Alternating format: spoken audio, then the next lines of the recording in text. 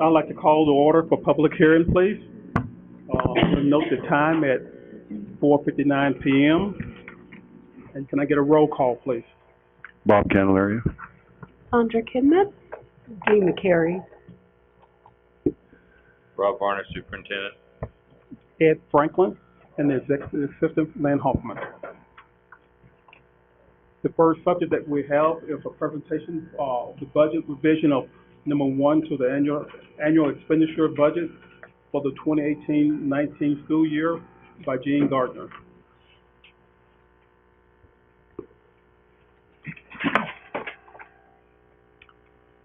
They can pick me up from here.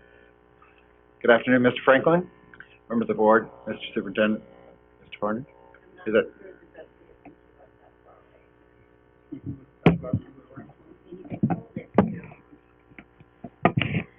Didn't want to do that, but that's what we're there. Okay.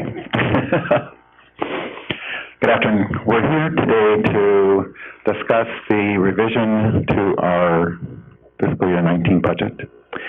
We're only doing a revision in one section, dealing with the distribution of special program costs.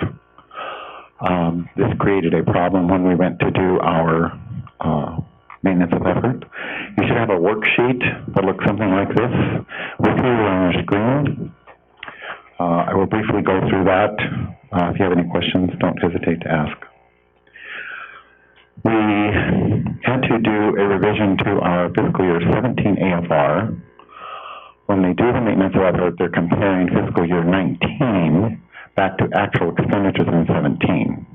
So the time this is supposed to be done, which is in May or June, we don't have actual expenditures for 18, so they go back to 17. When we went back to 17, we discovered that there were errors in the calculation in 17 as well. So we had to revise our 17 AFR, which was done through a 915 requirement through the State Department of Education. We revised that. They approved that last week. So now we're revising our expenditure budget for 19. The special programs consist of special ed, consist of gifted programs, consist of bilingual, and consist of CTE, career and technical education. So those are all the different programs in there.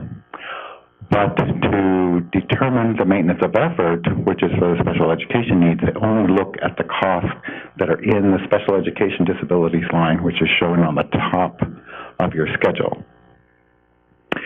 So in fiscal year, what they're comparing to in fiscal year 17, we expended $2.5 million approximately for special education programs.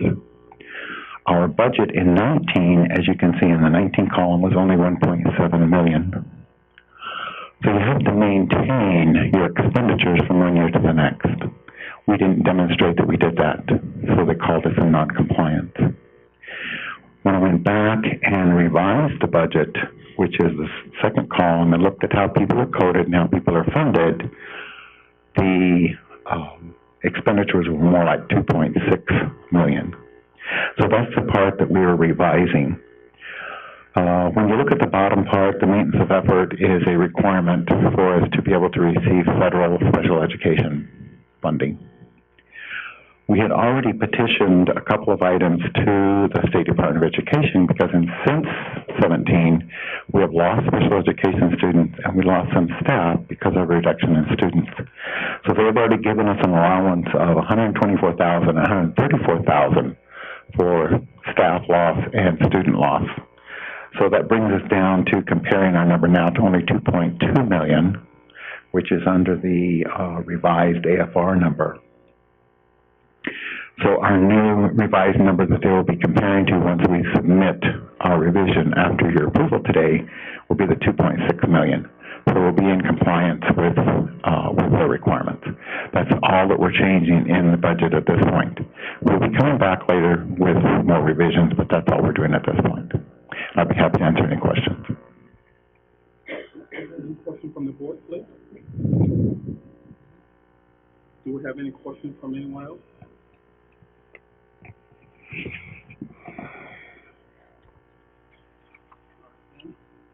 Can I get a motion to adjourn from the public hearing.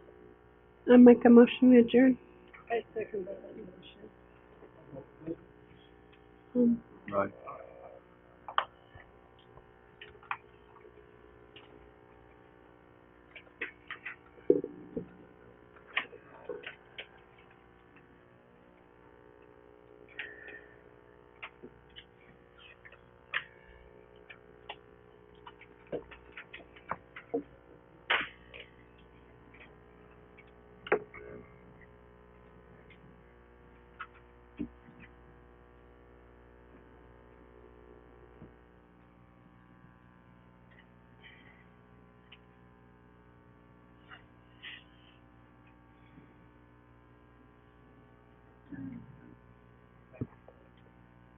I'll call the order for our regular meeting. Note the time of 5:05. Roll call, please. Bob Candelaria. Sandra Kidman. Dean Carey. Rob Varner, Superintendent. Ed Franklin, Executive Assistant, Lynn Hoffman. We're going to start off, please, with a moment of silence while we do the moment of silence meditation. I'd like to ask everyone to keep in remembrance 9/11 during the time. Thank you.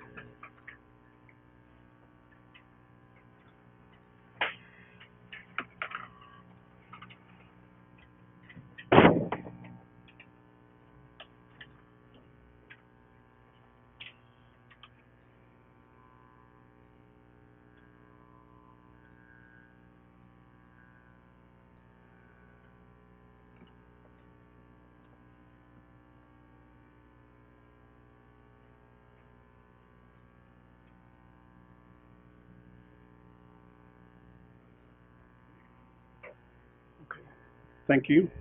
We'll continue on with the Pledge of Allegiance, led by Bob, please. I pledge allegiance to the flag of the United States of America and to the republic for which it stands, one nation, under God, indivisible, with liberty and justice for all.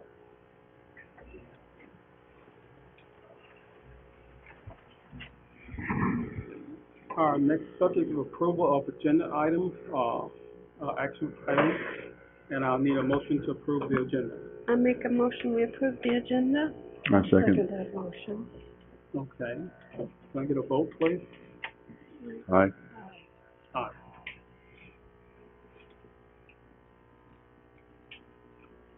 Okay. Our next one, announcement and comments. Comments are held to 3 minutes. And we do have blue cards, I believe, correct? Yeah. Okay. Yeah. Thank you. Public complaint concerning facilities, services, personnel, and instructions are not heard by the board until the district's due process procedures are followed. Forms for filing complaints are available at the superintendent's office. To address the board, please fill out a blue card and give it to the superintendent. The board reserves the right to limit public comment due to time constraints. And we'll start off with the first blue card from Officer Williams, representing DB. Representing who? Oh, Desiree. Desiree.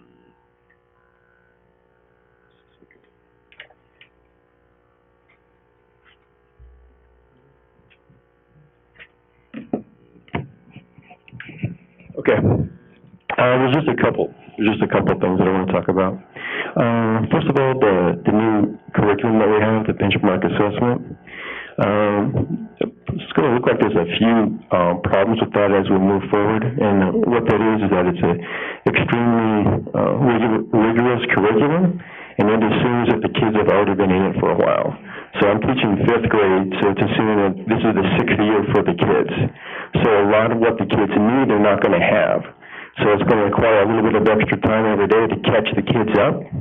Also, it doesn't cover everything that we used to be teaching. So we're going to have to do a little bit of prep in the morning or sometime in the afternoon before we do that. And, usually that's gonna take, 15 or 20 minutes. And it's kind of slow going, and I don't know if there's any teachers right now that are keeping up with the whole thing, because it just takes a really, really long time. And it's kind of a micromanaged, lesson, like down to the word almost, what you're supposed to be doing every day. So it requires a lot of the teachers, and it requires a lot of the kids. Another thing is that if you want to stay up with everything you're supposed to be doing, and it requires about 150 copies per week to be handed out to the kids. So they do have consumable books, but there's a lot of extra work to do as well. And on top of that, there's a complaint from some of the teachers in that we also have to do lesson plans for it on top of what is already there. So the book is like a very detailed lesson plan, and there's prep time that goes into it. And if they're doing lesson plans on top of that, then that's additional time that we're spending either during the week or on the weekends to get ready for it. One other thing that I'd like to bring up is that we still have Bobcat Block, but I think that is a relic of the BT curriculum, where there was a reteach and an enrich. And if this new curriculum is going to do what it's supposed to do, then I think in theory that Bobcat Block might be able to be eliminated, because there's small group instruction in this new curriculum, and also there are 11 readers that the kids can use every day. So they don't necessarily have to be broken up. The reason that I bring this up is because Bobcat Block is going to take up 35 to 40 minutes realistically every day.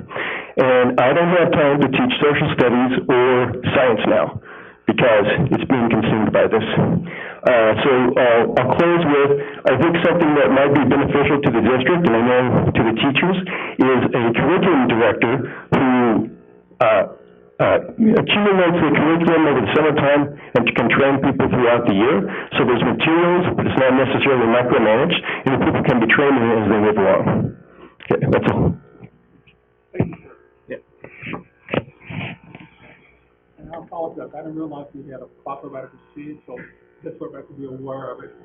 But we'll go next to, Ms. James, I believe, from Devonview.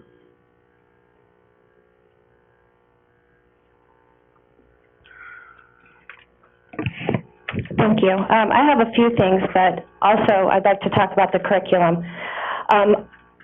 Most of the teachers are finding it to be a great curriculum. However, like Mr. Williams stated, there's an assumption that they've been in this program for years, and the kids have no background on government, none. So they're asking very good questions, and the teachers want to be able to answer those questions. And if we stick to the curriculum as it stands, we have about 15 minutes for each block, and it's actually taking us about an hour, because we want to address those questions, we want to answer them. If we don't do that, then the kids are going to go home, the parents are going to ask them, what did you learn today? And they're going to say, I don't know.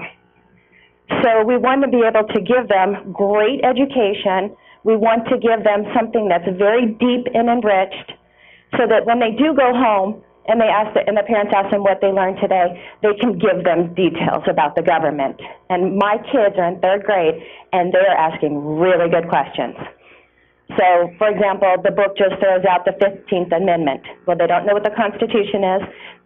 They don't know how our government was formed. They don't know how our country was formed, and they certainly don't know what an amendment is. So, in one paragraph, they had 6 vocabulary words that they wanted to know what they were. And so we had to go through that. Some of these are in later lessons, but some of them I have to stop and address at that moment so that they understand what's going on. Lesson plans. We are being asked to write lesson plans, some of us, because that's, I guess, part of how we're being supported is by asking us to write lesson plans. That's part of why we spent $275,000, because the lesson plan is already there. The teacher's manual is a planned lesson every day. So to have to do that, it's taking teachers on the weekend hours to do what's already done. And not all teachers are being asked to do it, just some teachers. So that's creating a lot of animosity, and I have very serious concerns about teachers being retained to next year, because it's very frustrating that we're spending so much time on the weekends preparing these lessons that are already prepared for us. We do need a curriculum director. This is somebody whose job it is to just do curriculum, to support teachers, to give ongoing support throughout the year, as well as helping us find resources that we need, because we need resources. The kids don't know what's going on. Okay, and that moves me to another issue that we're having is that we're teaching the curriculum in the morning, and we're giving our kids an obscene amount of sugar in the morning through our breakfast. So this is an example. This is 77 grams of sugar that was given to my third graders last week or the week before. This is 77 grams of sugar that we're giving small children in the morning. You divide that by 4, and that gives you how many teaspoons. So this is over 19 teaspoons of sugar. I apologize, but you're out of time. Okay, thank you. And I just want to give the details. I have made copies for you of the data that I have collected. One is from last year. One side is what we serve the kids, and the other side is what we advertise giving the kids. And then I also have some examples of this year, some good and some bad with sugar grams.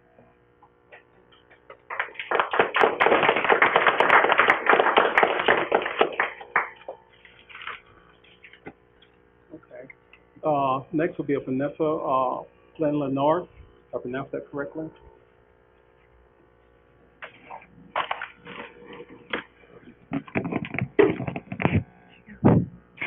Good evening, Governing Board. My name is Vanessa Glenn Linares, and I have a third grader at Desert View and kindergartner at Lakeview. I want to talk to you tonight about the current food programs you provide for our students across Page Unified School District. I appreciate that we have a free breakfast and lunch program for the kids in our community. However, we can do better for these kids. I've been told that we meet state and federal guidelines for breakfast and lunch, but that there are currently no federal or state guidelines in place to limit the sugar provided. The focus of federal and state guidelines is low-fat, whole wheat, fiber, and other nutritional requirements, but not sugar. According to Pew Charitable Trust, nearly 1 in 3 children in the United States is overweight or obese. With many children consuming up to half their daily calories at school, one of the most important steps we can take to improve their health is to make sure school meals are nutritious. And in our particular community, an even higher percentage of their daily calories are consumed at school. Over the past 30 years, Americans have steadily consumed more and more added sugars in their diets, which has contributed to the obesity epidemic. Reducing the amount of added sugar we eat cuts calories and can help you improve your health, heart, and control your weight. The American Heart Association recommends limiting the amount of added sugars you consume to no more than half of your daily discretionary calorie allowance. The American Heart Association recommends that kids ages 2 to 18 years old should have less than 25 grams or 6 teaspoons of added sugars daily for a healthy heart. And I have some studies that I'll hand out at the end. Specific decisions as to what is on the menu are decided at the local level. The minimum guidelines are translated into the menus and actual food our kids receive here in Page. We're meeting the minimum federal and state guidelines, but we can do better for our kids. Do we want our motto for Page Unified School District to be, we met the minimum? Or should it be, we're doing better than the bare minimum for the kids in our community? So what amounts of sugar are we talking about? I also have a little demonstration. So this is 3 teaspoons. This is for young kids. This is what's recommended the whole day, the entire day, by the American Heart Association and others. This is for teens and women. This is 6 teaspoons or 25 grams. This is how much we will be giving them for breakfast on Thursday morning, according to our menu. And our menu is not always accurate. We've also had some issues with moldy fruit and milk that has gone bad, and parents were not notified. So we would appreciate that the communications are better between the administration and the parents when things do go wrong. There needs to be more quality control in the fresh fruits that we are receiving for our kids. And we realize that there are financial and logistical limitations, but we can do some simple things like offer regular Cheerios and no chocolate milk. Thank you, ma'am.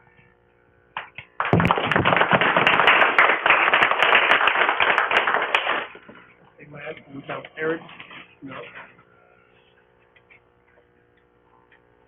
Good morning. Hi, How you doing? I'm well, yourself? Hey, so I'm also a concerned father here. When I heard about this going on, I wrote an email last year addressing this particular issue, and I haven't gotten a response yet, so I figured I'd come and read it to you guys. Maybe got lost in the mail or something. I'm not sure. So I can speak loud enough. I don't need that. All right? Excuse me, you need to speak into the microphone because we record all our meetings. Copy that. Right. So, I apologize too. I'm going to be reading off an email, so I'm going to be looking like I'm one of those guys looking down at his phone, but I guess I am.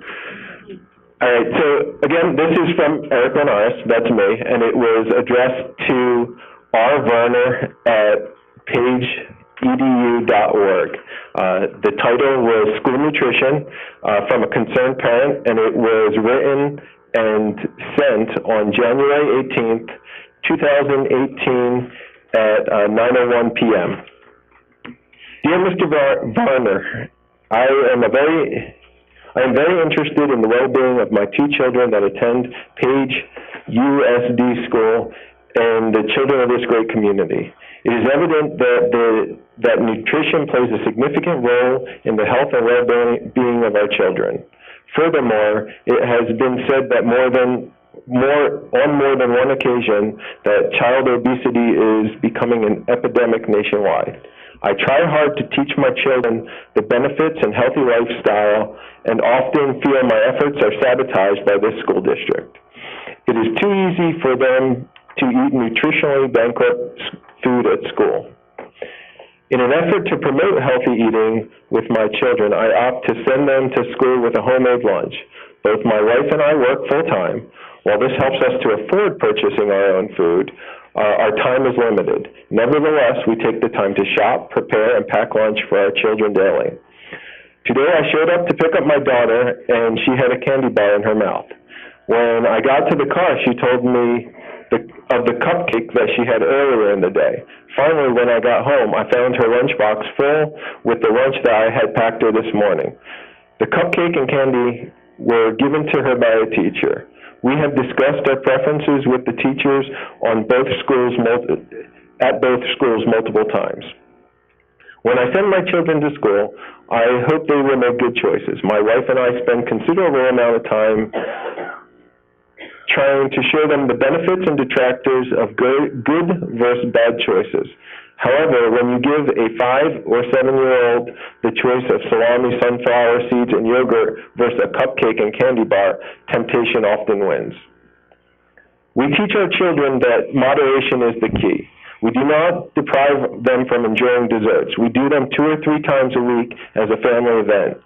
With that, it should be my discretion. Apologize, but you are out of time. Okay. Well, the good news is you have this because I already sent it to you. So I'd appreciate if maybe you could respond to it now. All right? I'm just going to echo what everybody else here has said. And our children, the difference between Lucky Charms and Cheerios doesn't cost the school district anything. However, the nutritional value is exponential. I appreciate it, Derek, and I appreciate everybody's comments.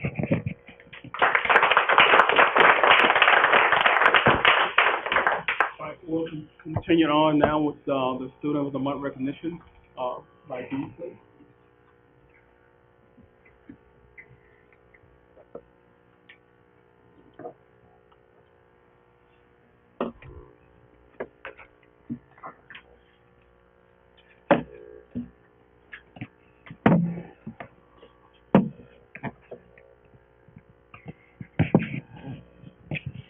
Good evening, staff and parents. It's always a great pleasure for this particular event to really recognize, our students and how well they're learning and like the school as a really beginning. The first person I have on the list is from Lakeview. If Miss Erickson's here, maybe she could help me.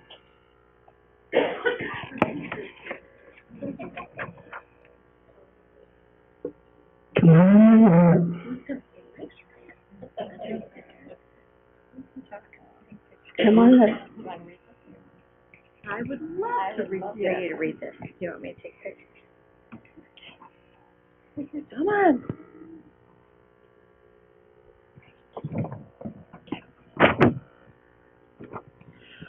Courtney Griswold. She was nominated by me, Mrs. Osterink, because she is a pleasure to have in class. She is an amazing girl who shows pride every day at Lakeview Primary. She is kind and helpful to others. She shows respect to both adults and students. She loves to learn and participates in every classroom activity, as well as being a class leader. Courtney always works with excellence and helps others to do and to be their best. I am honored to be Courtney's teacher, and I appreciate the outstanding eagle attitude that she brings to our school. Oh,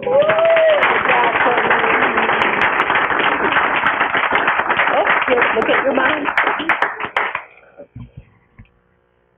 Here is your okay, you take technique home. This now show you what your students are doing. Congratulations. Good job.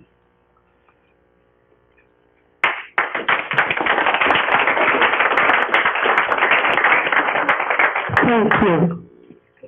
Special thank you to the parents for your support. The next I have is from Desert View, Rich. Thank you. We have a student. I don't see her. Okay. The Desert View Student of the Month is Yamela Espinoza Ramos. Yamela was nominated by her third grade teacher, Miss Renetti, because she has been a standout student since the first day she entered our third grade class. Though sometimes quiet, Yamala truly leads by example. I can always count on Yamala to show her pride. Yamala is the first person to have a smile on her face and be waiting patiently for directions. She shows respect by raising her hand and holding up a zero as we walk through the halls. Yamala is one of the first students I go to when another student needs help, as she is gracious and kind. A notable example is her willingness to communicate with a Spanish-speaking student in another class. I cannot begin to express how impressed I am by Yamala's helpful and determined attitude. I am excited to see how she continues to blossom this school year. Thank you, Rich. Also, certificate is just for her to give. Also from Page Middle School, Ms. Covington.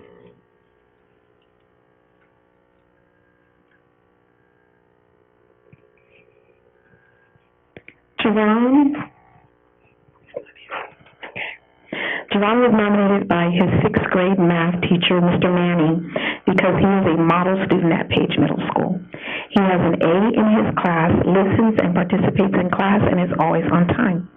Mr. Manning stated that what stands out the most is when Jerron greets him each day before class. He makes eye contact, shakes his hand, and says, "Hello." Jerron is very respectful to his classmates as well. We will make sure that he gets his award. Thank you. Next I have is from Page High School, and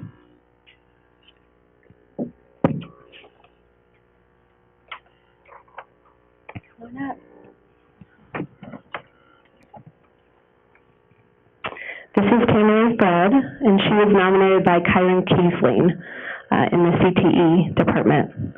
Tamara was nominated because she can get stuff done. She put it upon herself to get ahead of the entire multimedia program and has already completed the Adobe certification testing regimen. This determination makes her poised to gain a prestigious professional certification for the complex Photoshop software. Now that she has completed the program, she cannot be content to sit and do nothing. Instead, she dove into some high-level tutorials and challenged herself just like other advanced students who take the program. Tamara is a shining example of what fortitude and delayed gratification can achieve, and her future will be definitely rewarded. Congratulations, Tamara.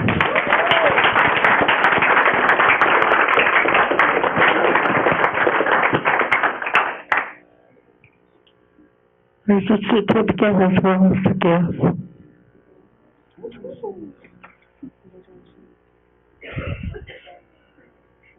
Next I have is from Nancy Mary.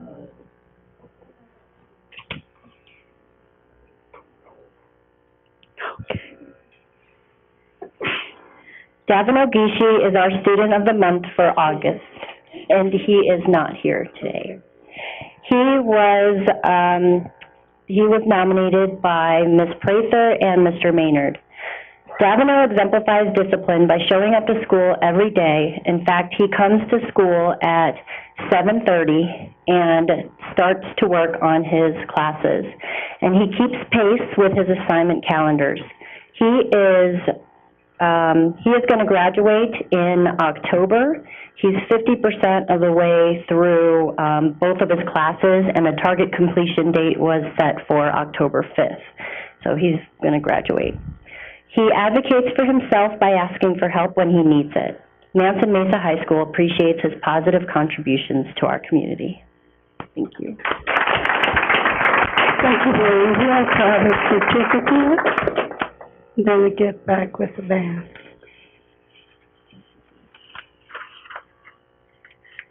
Thank you for the parents that have come to support your students, and also the staff and the teachers for your continued support with the children that have been recognized this month. Next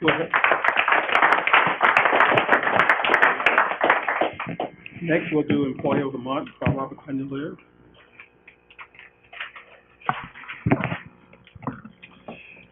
How's everybody doing? Good. I've got a distinct pleasure on behalf of the board, the superintendent, and it's really cool to see Employees of the Month. And the first one we're going to talk about is Tiffany Aguero. You know, there's two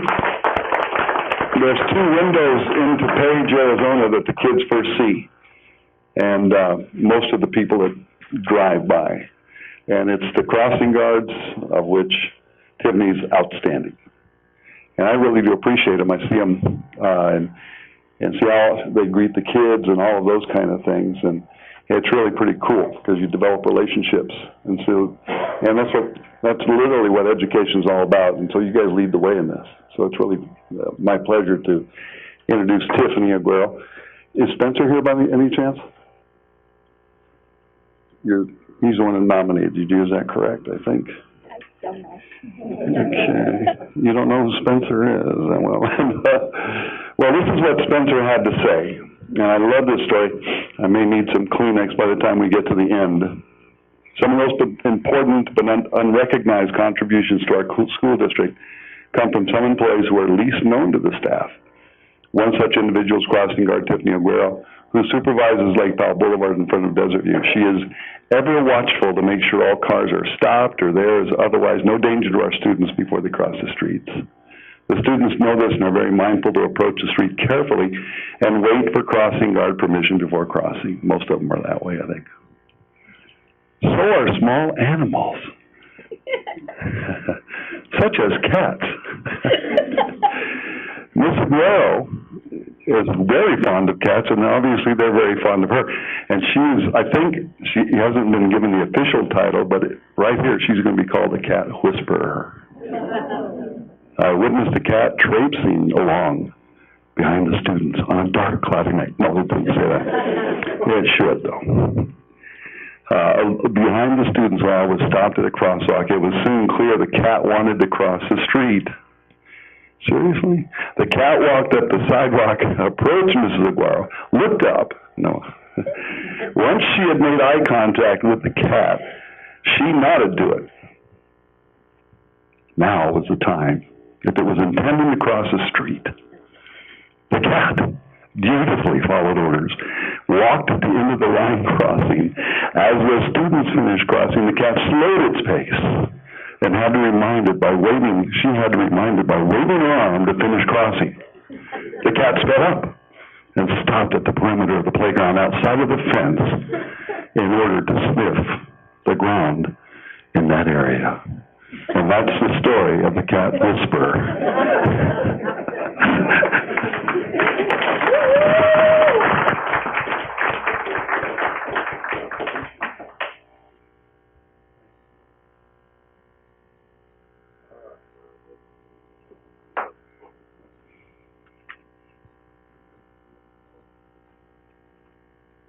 Highly trained professional. There we go. I don't see Josh Adams here. Ah, he's out golfing around. This is Josh Adams. Most know him, high school science teacher nominated by Leah Glenn, and everyone really already knows Josh. You know, he's a great teacher. The kids love him because he always offers exciting and interesting ways to approach difficult subject matter. What you may not know about Josh is that he's an amazing motivator. Come by a Page High School pep assembly sometime, you'll hear him leading cheers and doing crazy things that make kids feel like it's cool to be involved and excited about school. He's a leader by coaching tennis and golf, taking kids on college tours, and he travels every year with a group of high school students. This year, they're going to New Zealand.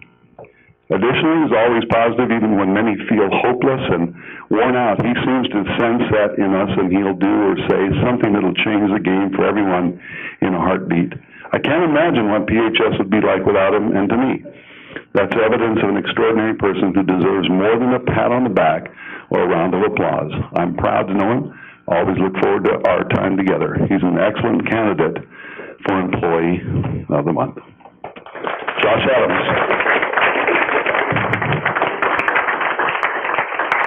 For everyone that received recognition, please make sure you have your picture taken, please, before you leave.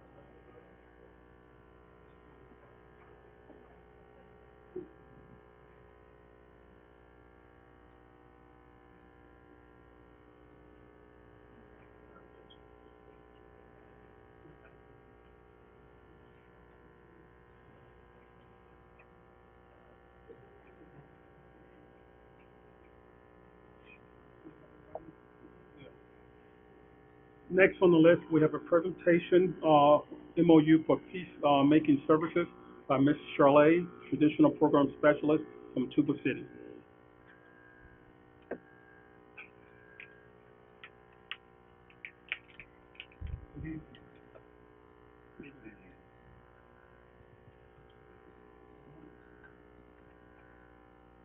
Okay.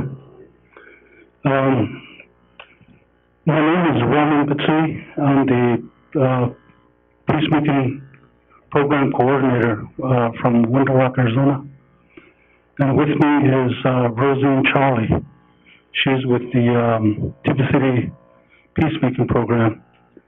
And Peacemaking Program is something it's been in place for quite some time, even before the Treaty of 1868 between the United States government and the Navajo Nation.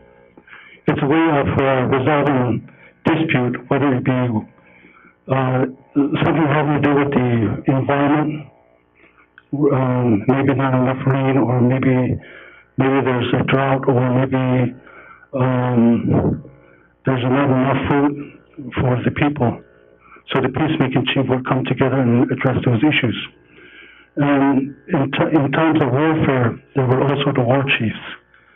And this was a conflict, judicial process, or kind of like a dispute resolution that was taking place way back, since time immemorial.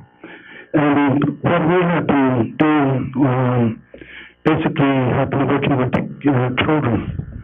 We had received in the past, some funding to work with the students in classes.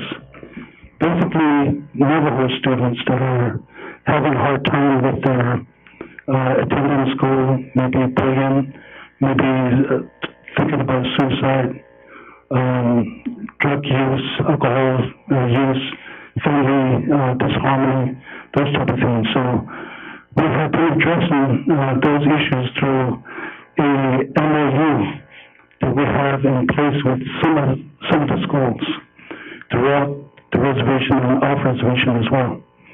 And we wanted to introduce that same manual of understanding to the Page Unified School Districts, so that we can begin working with the children as well.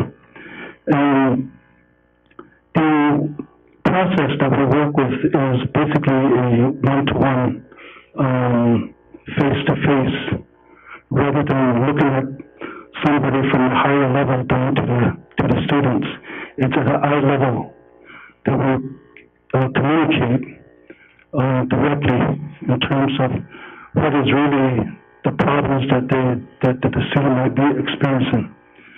And we have a teachings that we utilize. And one of the curriculum that we have developed is basically this curriculum that we have. And it goes into detail. And we can work with the students over a 6 weeks period, and then do a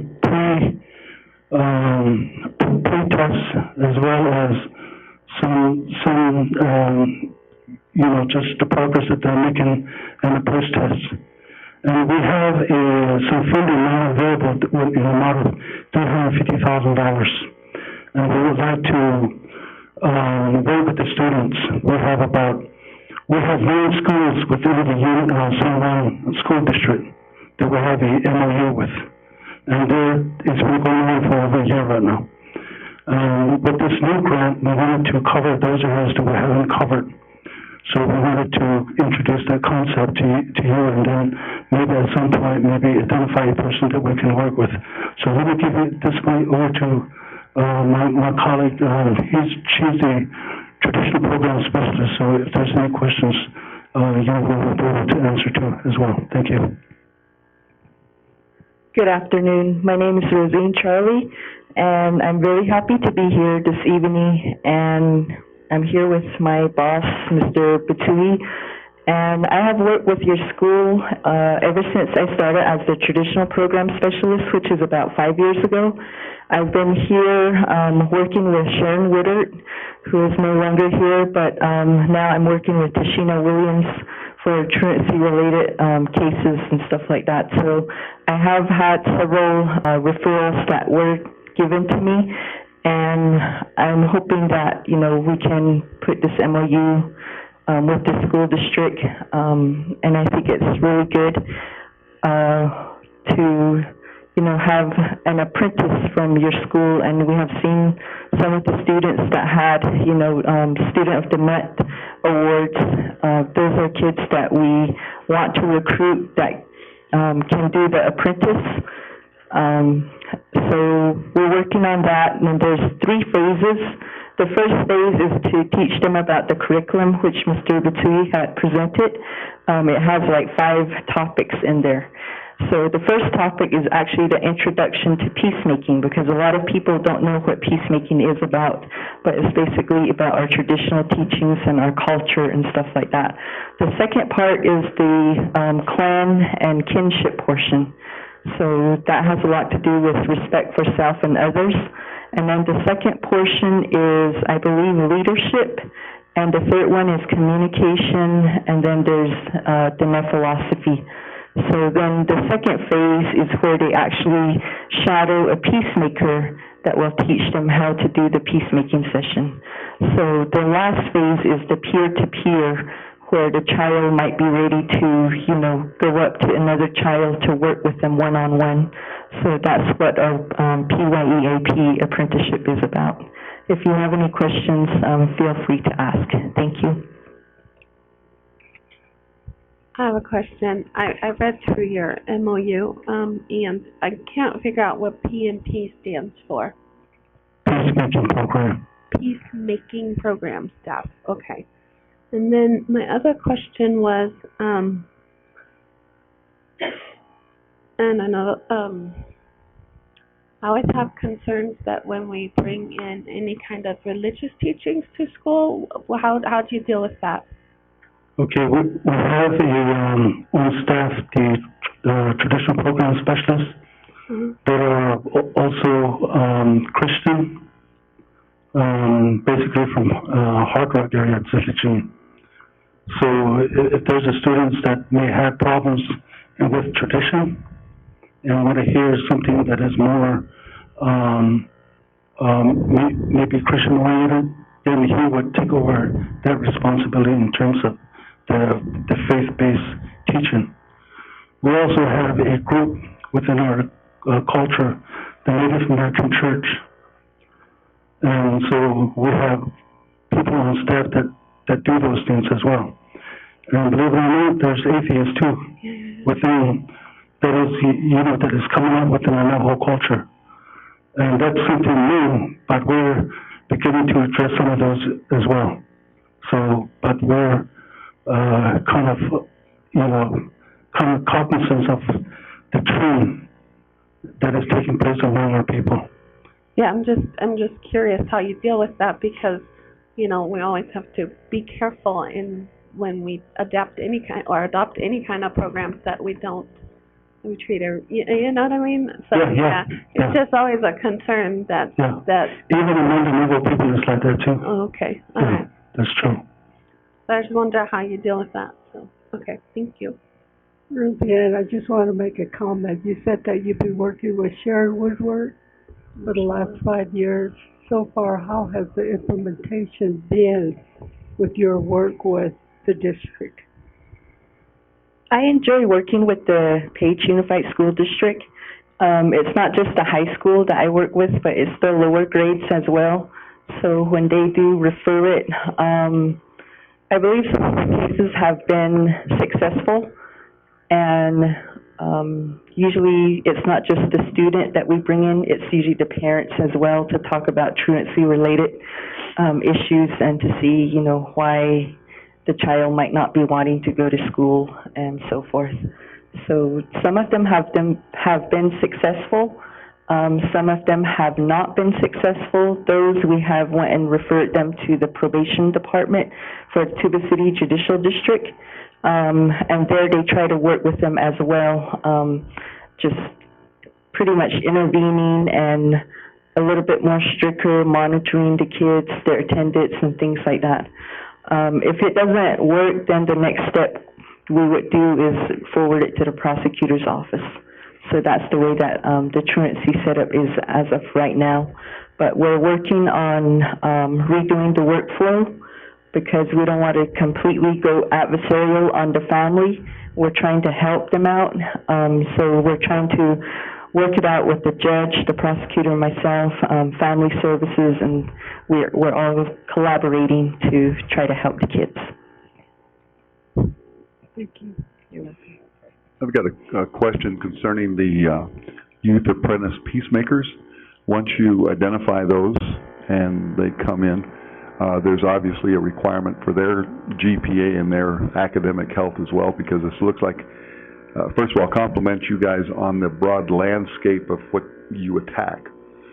Aggressively, it looks like.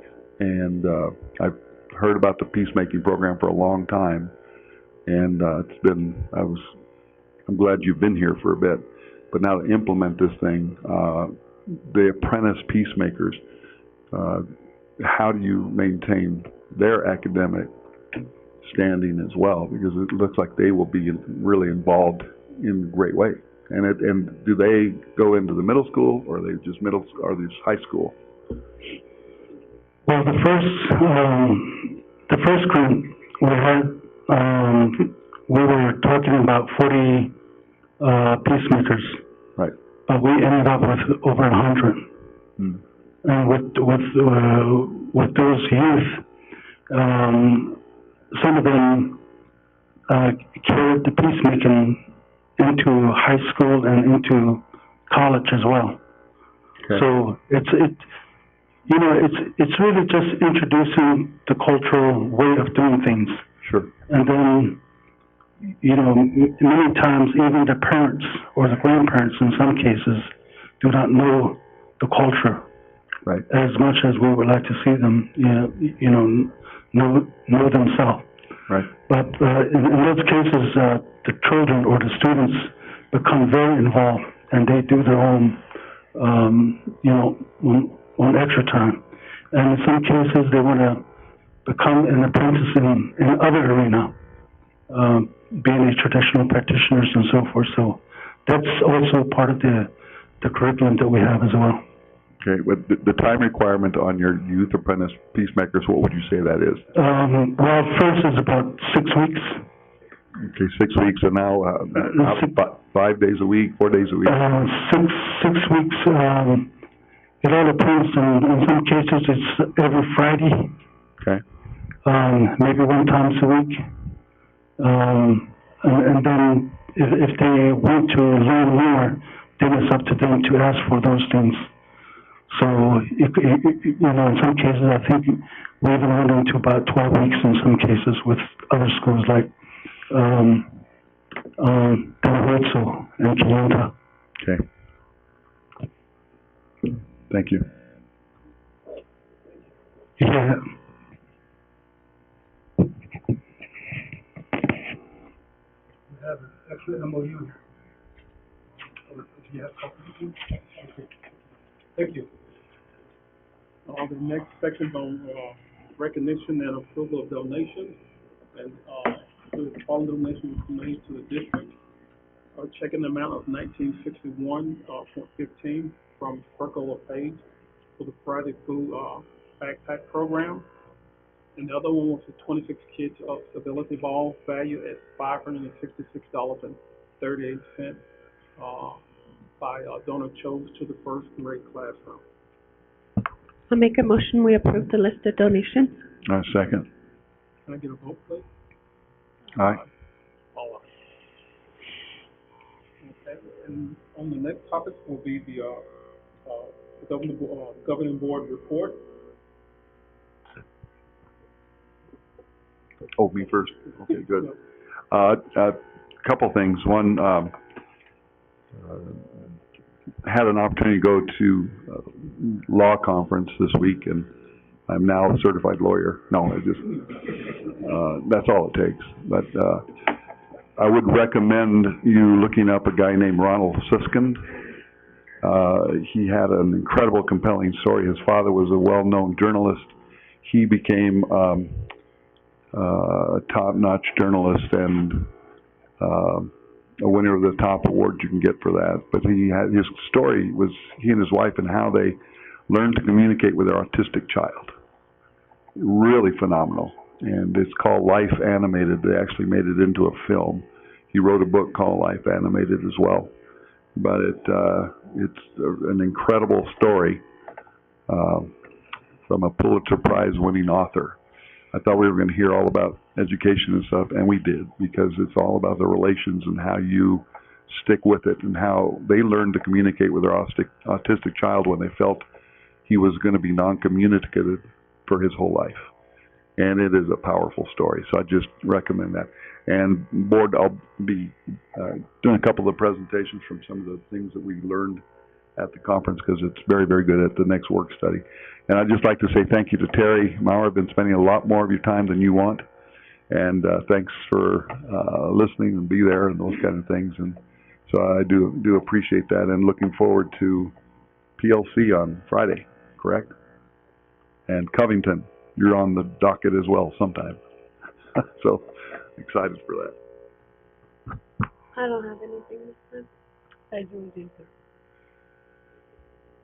Well, I'll just mention that, since I have a grandson in high school now, and kind of hard to believe I'm that old, but I've been catching more of the games, and one of the things that I have noticed, and especially I noticed our principal at the games and everything else, it's amazing and everything. I've been to several events this year, from the dance and everything else, and the number of teachers that we have out there and the leadership, and and they're monitoring everything that's going on out there and everything else, and it just seems everything's running so smooth. And I know this takes a whole lot of coordination and teamwork and everything else, but I can tell you so far just from seeing and participation, how everything is running out there, all the events, it's just super.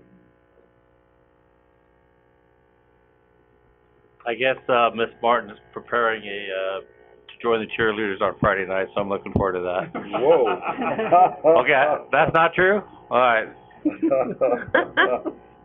You're actively involved, so there you go. Yeah. Happy lights. Anyways, I also had the opportunity to go to the ASBA Law Conference, and again, there were some fantastic breakout sessions, and again, I highly recommend Ronald Susskind if you get a chance to look at that story. Fantastic. Might even be on YouTube. I don't know. Plan on viewing that soon. Talking about the educational strategies with working with students in poverty. So that's what Mr. Candelaria was talking about. And then really happy working with Mr. Gardner back there. Thank you for helping us out through our transition. Really appreciate that. And our study session moved up a week, so that will be next Tuesday right here in our boardroom. So that's all I got. Unfinished business, we have none. We'll go down to number 6, the governing board consent agenda. Samuel, could you read that statement, please?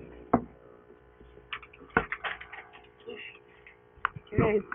Copy of the consent agenda is available at the district administration office. All items listed will be considered as a unit by the governing board and will be approved with one motion. There will not be a separate discussion of these items unless a board member requests, in which case the item will be removed from the consent agenda and considered as a separate item. Do I have a motion to approve the consent agenda? I so move. Second? Second. A vote, please. Aye.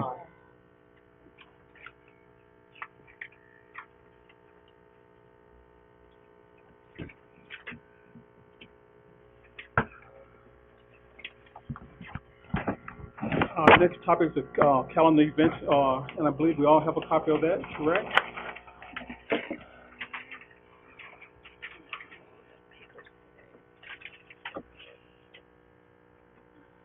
Oh, question concerning the calendar. When are we gonna schedule our parent-teacher stuff assignment? I'm going to send out my report to you. Okay. Got that ready to send today. Okay. And ask you to maybe volunteer, Yeah. whatever one works best for your schedule. Sounds good. Okay.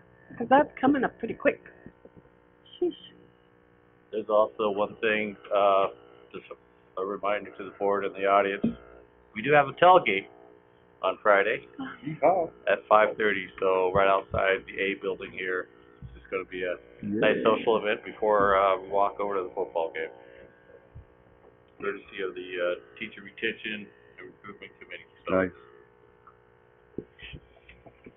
Okay. We'll start off now. Next up, the additional agenda item. A will be approval of the budget revision number 1 to the annual budget expenditure for the 2018/19 school year. I have a motion to adopt the budget revision. I make a motion we adopt the budget revision number 1. I second that motion. Any discussions?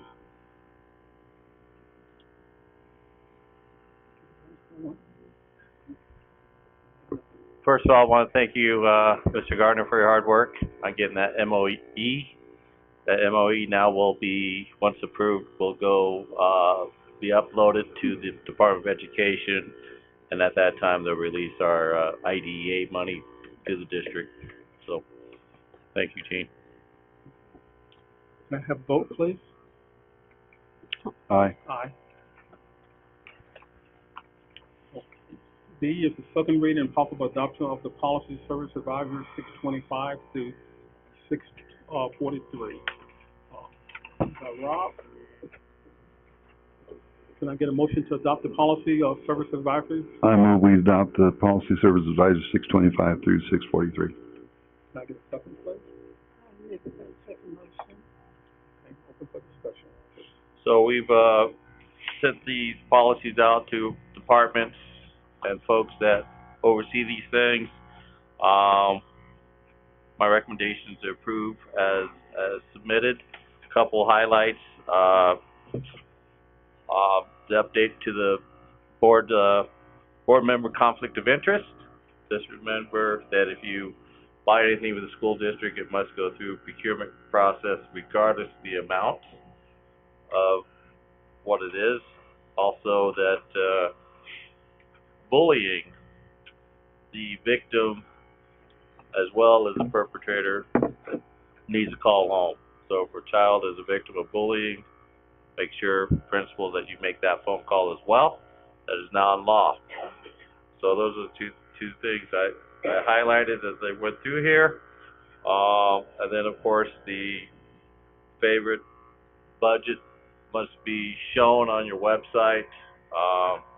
Percentages through the Auditor General. So every classroom dollar must be shown on your budget on the website for all to see.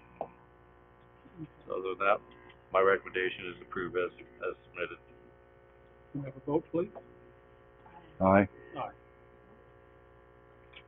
C is PSUD performance-based pay plan for 2018/19 school year. Do I have a motion to approve the PSUD based pay plan? I move we approve the performance-based pay plan for 18-19 school year. Discussion, please. Really excited about this plan. We were able to put even more additional 301 monies into the plan. The three major areas, one is the professional development. We were able to increase that from teachers making $750 up to $1,500 over a school year.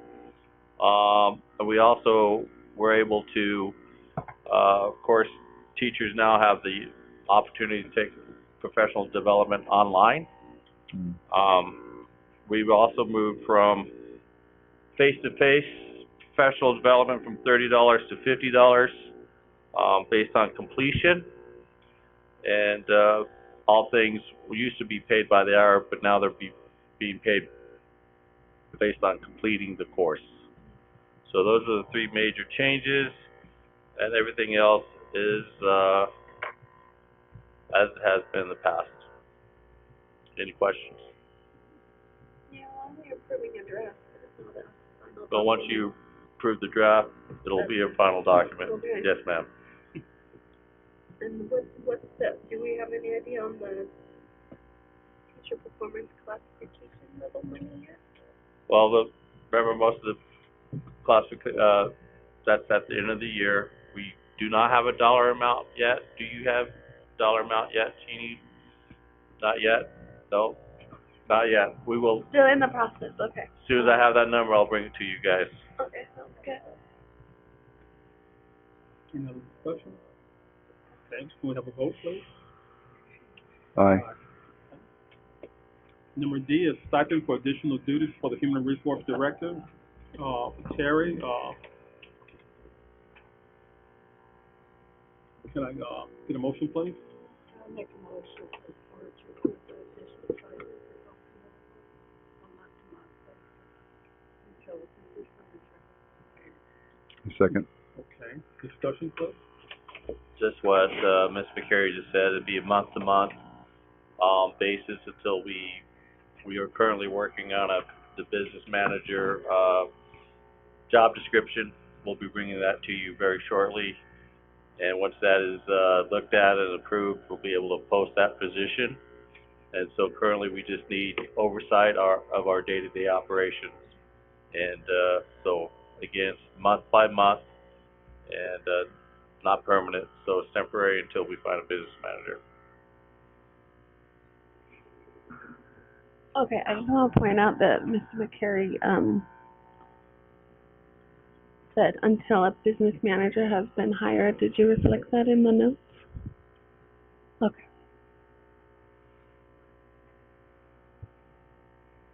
Any other discussion? Vote, please. Aye. All right, number E, request to be released from certified contract for the 2018-19 school year submitted by Kelly Kurt, breach of contract. Okay, can I get a motion for that, please? I move we deny the request, from a certified contract for 18 and 19 school year submitted by Kelly Clerk. Okay, discussion. I recommend denying the request. It does not meet the policy of, leaving the district, so absolutely support the deny of the, to be released and be charged the full contract break.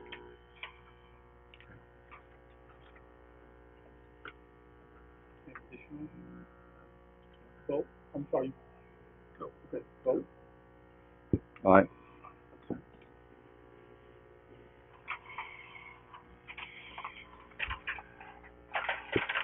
Okay, F, additional qualified evaluator for approval. It's recommended the governing board approve the requested action. Can I get a motion on that, please? Request that Brian Anderson be added to the previously approved list of qualified evaluators. School year 2018-19. Can I get a second, please? I'll second. Discussion? He's actually completed his course about an hour and a half ago, so he is good to go. He's down in Phoenix at the working with ASA, getting qualified evaluator for the state of Arizona. He was qualified in New Mexico, but he's got to come over to the light and take it through Arizona as well. So we're happy to have him be, and super happy to have him as a qualified evaluator for the high school. Yep, good. Okay. Another comment? A vote, please. Aye. Okay.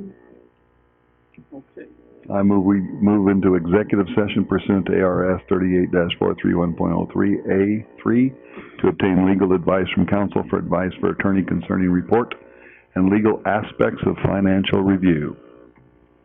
Can I get a second? I'll second. Vote. Aye. Aye. Okay. I know prior to reviewing the executive session, want to take a 3 to 5 minute break for everyone?